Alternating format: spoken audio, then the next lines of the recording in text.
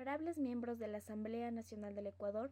presidente, secretario, público en general, muy buenos días. Mi nombre es Emily García, presentadora del proyecto a ley reformatoria al Código Civil que el día de hoy se está discutiendo. Comparezco ante ustedes para presentarles no únicamente la pertinencia de esta reforma, sino su necesidad. Ahora bien, la presente argumentación se dividirá en dos puntos muy importantes. Como primer punto está el concepto de propiedad sobre los recursos genéticos del país y la necesidad de su regulación. Como segundo punto, me referiré a la adquisición sostenible de dominio sobre bienes provenientes de la naturaleza. Es así como con su venia procederé. En primer lugar, para definir la propiedad de los recursos genéticos es importante llegar a, primero, una definición del derecho de la propiedad y cómo éste ha evolucionado hasta el punto en el que se puede llegar a regular incluso los recursos genéticos como un bien susceptible de dominio. Me permito explicar la evolución de la definición de propiedad marcada por tres grandes hitos. Por una parte está la consagración de la propiedad en el movimiento revolucionario francés, en cuyo contexto nacen disposiciones relativas a la propiedad contenidas en la mayoría de códigos que actualmente se siguen aplicando. Por otra parte están las ideas socialistas del siglo XIX que también influyeron a la modificación del concepto de propiedad y una mayor intervención estatal de la economía, especialmente a partir de la Primera Guerra Mundial, lo que llevó a que la regulación constitucional original, que contenía una bien desarrollada garantía de inviolabilidad, cambiara de repente. Cabe preguntarse entonces por el sentido y alcance originales de la protección constitucionalidad a la propiedad cuya definición legal se alcanza durante el desarrollo de la codificación del siglo XIX. Esta codificación está fuertemente influenciada por el Código Civil francés como una propiedad individualista y absoluta, no relativa a otros propietarios o poseedores o detentadores, y que concentra la totalidad de las facultades de aprovechamiento frente a otros derechos ilimitados. Por estos elementos definitorios de propiedad tiene un carácter absoluto respecto a otros titulares y respecto a otras facultades. Pero no se enfrenta si se pone el segundo elemento, que es la posibilidad de sostener dichas facultades de uso y disposición a regulación legislativa, donde en conformidad con doctrinas y naturalistas de muchas épocas se ve que la propiedad es una manifestación de la libertad individual. La autoridad queda sometida a los requisitos generales de la regulación de la libertad individual. Y en ese punto es donde va a aparecer la idea de función social de la propiedad, el eje fundamental sobre el cual se van a basar las nuevas definiciones de propiedad.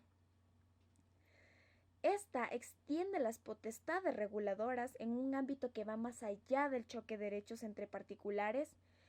y de la prohibición de actos nocivos para la sociedad. Pretende disponer límites a la propiedad vista a la consecución de fines colectivos de carácter positivos, como en el caso de esta regulación, que es la preservación del medio ambiente y el uso sostenible de sus recursos.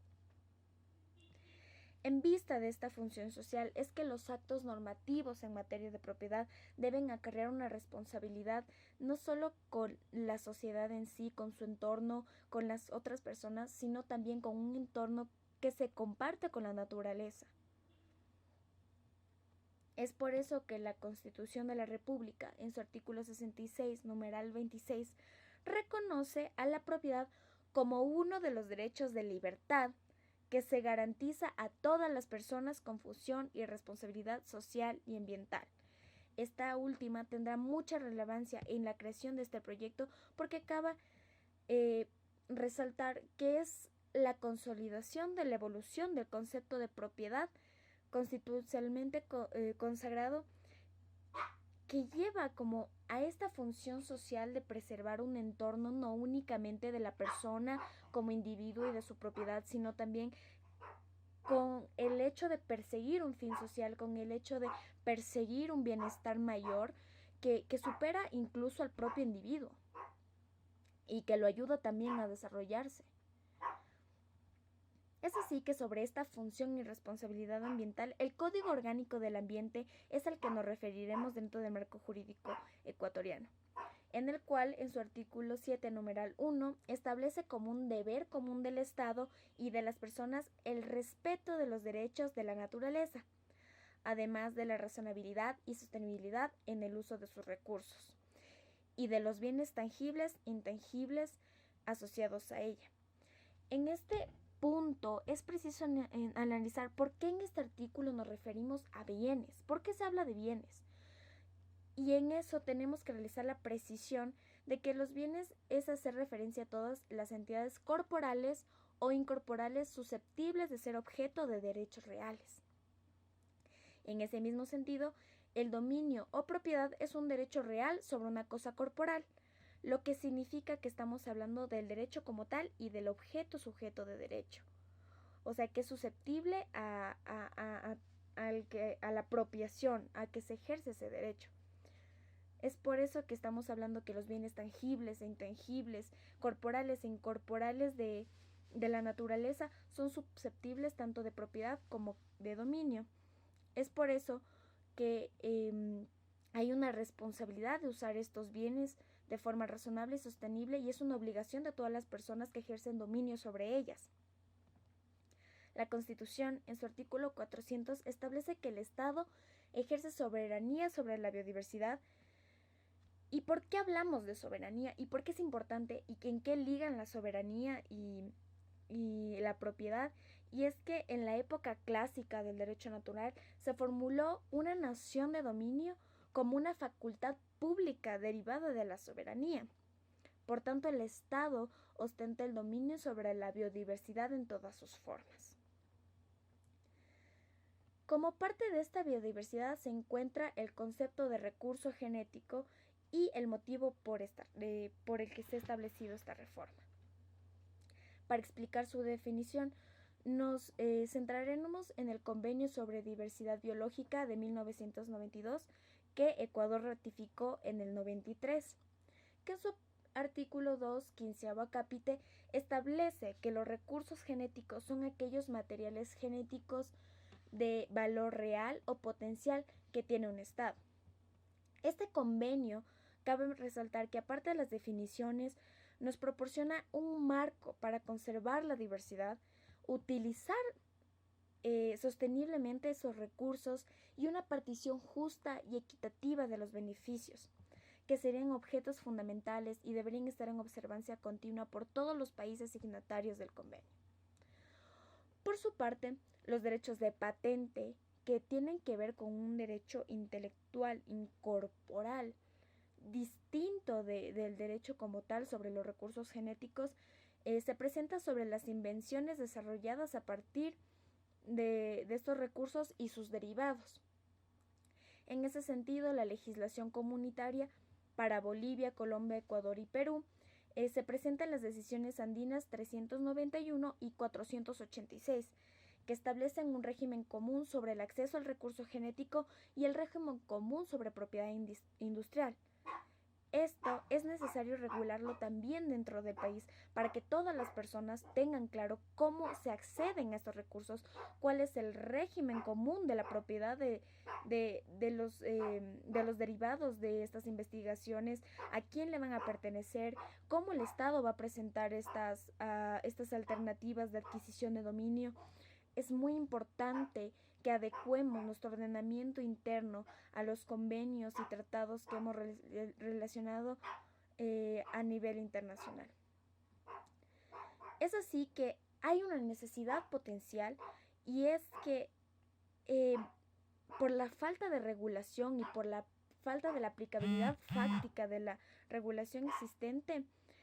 no se solicita autorización al Estado ecuatoriano para acceder a ninguno de los recursos genéticos endémicos, a partir de los cuales se han desarrollado alrededor de 128 solicitudes de patentes. Es decir, que en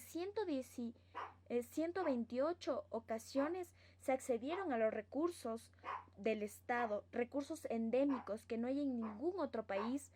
y además que quienes accedieron a estos recursos genéticos ni siquiera fueron ecuatorianos mismos, sino que fueron países extranjeros que vinieron a aprovechar los recursos genéticos para generar investigaciones, para generar medicamentos, para generar industria,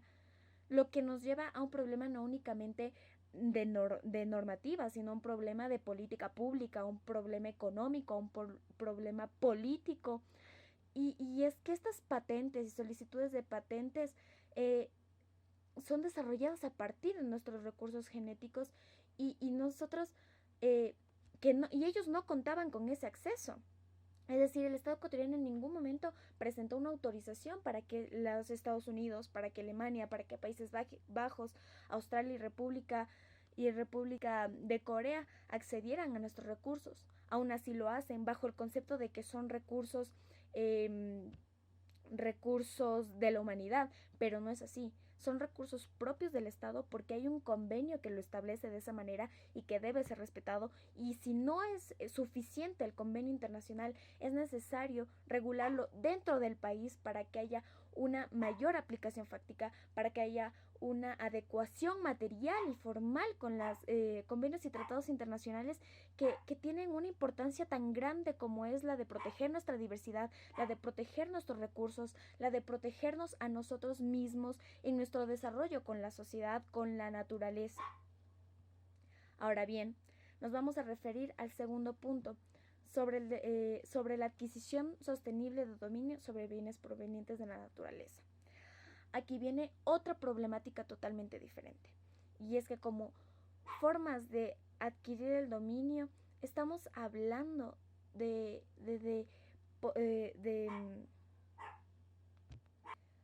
de ocupación, de adquisición, de accesión, de tradición, de sucesión. Estamos hablando de muchas maneras que reconoce el Estado ecuatoriano, formas de adquirir dominio, pero que éstas tienen una visión de consumo, de agotamiento, de a lo mejor no fomentan un respeto o un desarrollo sostenible de estas prácticas. Es así que la reforma del Código Civil en temas de adquisición de dominio sobre bienes provenientes de la naturaleza busca lograr una perspectiva sostenible de la propiedad y un límite para la misma en lo que la naturaleza respecta, para que las personas entiendan que los derechos de la naturaleza y los derechos civiles de propiedad deben encontrarse constantemente en armonía para garantizar la protección que provee la Constitución a un desarrollo integral de las personas en conjunto con la biodiversidad.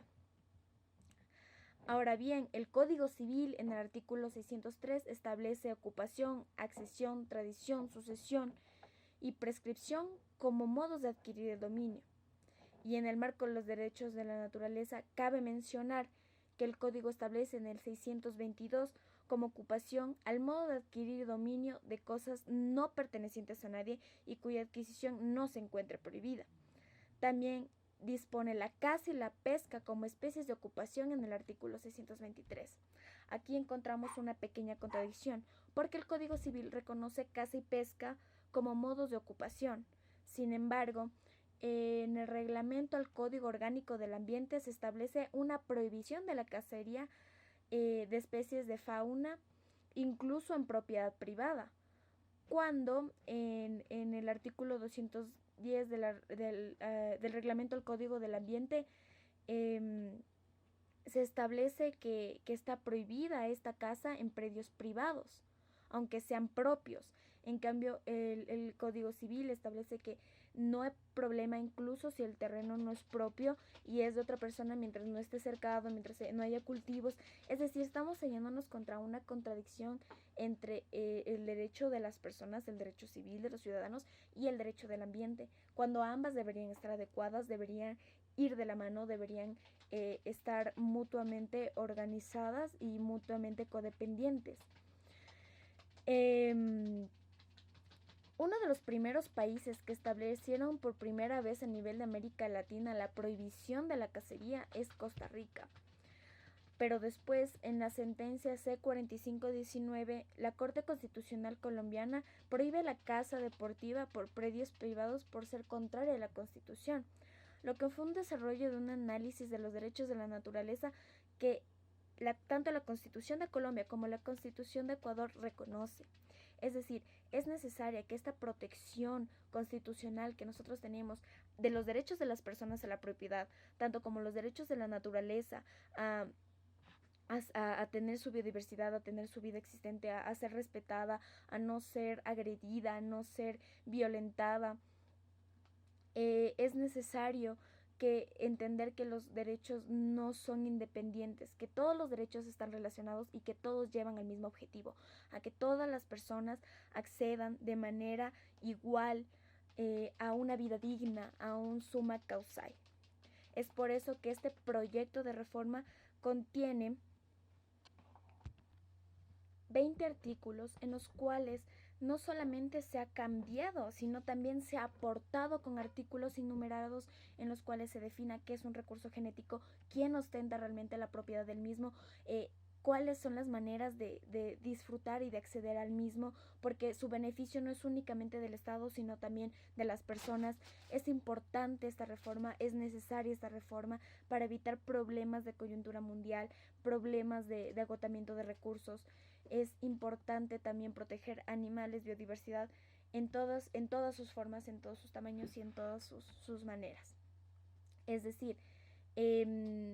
esta reforma no solamente establece como un punto de vista individual y totalitario de la propiedad, sino un punto de vista de derecho integral de la propiedad, en el que se cuiden no solo los derechos de las personas, sino de los derechos de las cosas que son susceptibles a propiedad, no en el sentido que siempre se ha tenido de que otras personas no le hagan daño, porque esa es la protección que normalmente se le da, evitar que otros seres humanos ejerzan daño sobre la propiedad de una persona. Pero este sentido busca que los modos de apropiarse de las cosas sean más sostenibles, sean llevaderos, no dañen los recursos naturales, no cambien el curso natural de la biodiversidad. Si un río, si un árbol, si las cosas naturales que están en armonía con el hombre se encuentran de una manera, esta se mantenga de esta manera, y que la adquisición de dominio que se tenga desde un punto de vista de conservarlas, de preservarlas, de desarrollarlas, de crear un nuevo ambiente, una nueva sociedad, una nueva percepción de lo que no se ha regulado, de lo que no se ha tratado, porque los recursos genéticos no tienen una regulación específica, y la poca que tienen es tan desconocida que no se aplica, que se permite que otros países saquen provecho de los recursos que son propiamente nosotros, que lucren de estos recursos, y que nosotros nunca tengamos ese desarrollo tanto económico como industrial a partir de no ejercer nuestra propiedad sobre estos recursos. También como disposición general dentro de nuestra reforma es que los efectos de esta ley tendrá vigencia a partir de su publicación en el registro oficial, mientras que las disposiciones transitorias establecen la necesidad de que los gobiernos autónomos y el gobierno central, en el ámbito de sus competencias, realicen reformas que corresponden tanto a sus políticas públicas como sus ordenanzas, resoluciones, reglamentos, protocolos y demás, normativa en materia regulada en la presente ley, es decir, que se adecue tanto los reglamentos, los protocolos a lo que contiene este proyecto de reforma, para que sea un trabajo conjunto entre gobierno central y gobiernos autónomos, el regular los recursos genéticos, el regular la biodiversidad, el regular la adquisición sostenible de dominio. Como segunda disposición, se establece que la Secretaría Nacional de Educación Superior, Ciencia, Tecnología e Innovación cree la protección de invenciones de los recursos genéticos, una actualización de las patentes. ¿Por qué? Porque la mayoría de patentes que actualmente se están pidiendo sobre los recursos genéticos del Ecuador son de países que nunca tuvieron autorización para adquirir estos recursos. Entonces, esta actualización de los registros de patentes ayudará a determinar qué tanto va cambiando esta realidad en torno a la aplicación de la normativa, si esto se sigue dando, qué políticas implementar. Es una necesidad de adecuar como que y establecer también los organismos que pueden realizar al menos los informes del seguimiento para llevar a cabo el contenido de la norma. De igual manera, en el término de 365 días se establece que se remita a la Asamblea Nacional un reporte sobre las autorizaciones otorgadas por la autoridad ambiental sobre los recursos genéticos y cuál será su finalidad. ¿Por qué? Es importante que la autoridad que se dé tenga esta visión de sostenibilidad, es decir, tampoco se pueden dar autorizaciones únicamente por el mero hecho de el punto de vista económico o de desarrollo industrial, sino que este punto de vista de autorización se vea con el punto sostenible, es decir, si nosotros vamos a dar el goce de nuestros recursos genéticos a cierto país, a cierto estado, a cierta empresa, que ésta tenga una visión que vaya de acuerdo a nuestra norma, una visión sostenible, una visión respetuosa de los derechos humanos, de los derechos de la naturaleza, de los derechos de la biodiversidad. Es así como finaliza mi intervención. Muchas gracias.